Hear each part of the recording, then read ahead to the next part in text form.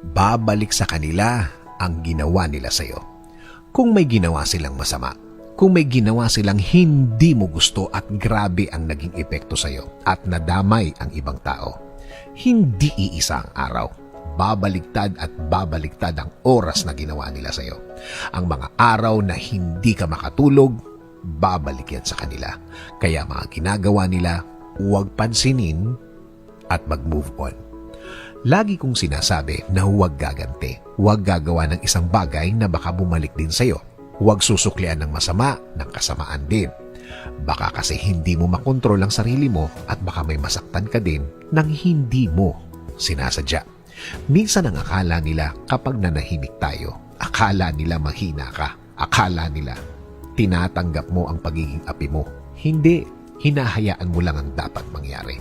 Hinahayaan mo lang ang dapat na maging sitwasyon niya. Hinahayaan mo lang na makuha niya ang deserve niya. Kung hindi ka makikialam, alam ng Diyos kung paano maningil sa mga gumagawa ng masama. Alam ng Diyos kung paano sila disiplinahin. Basta hayaan mo lang siyang gawin niya ang kanyang duty bilang tatay mo. Sino bang tatay ang pumapayag na apihin ang kanilang mga anak? Kaya diretso lang, cool lang. Ang dapat mangyari ay mangyayari.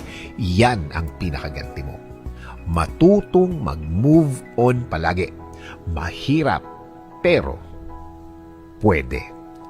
Lagi dapat ang tingin mo ay sa dulo. Sa dulo na ikaw ang successful.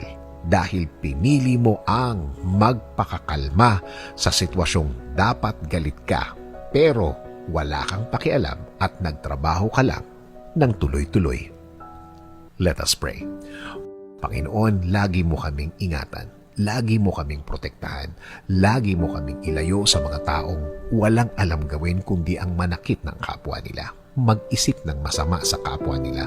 Patuloy nyo kaming i-guide sa tahimik na sitwasyon ng buhay.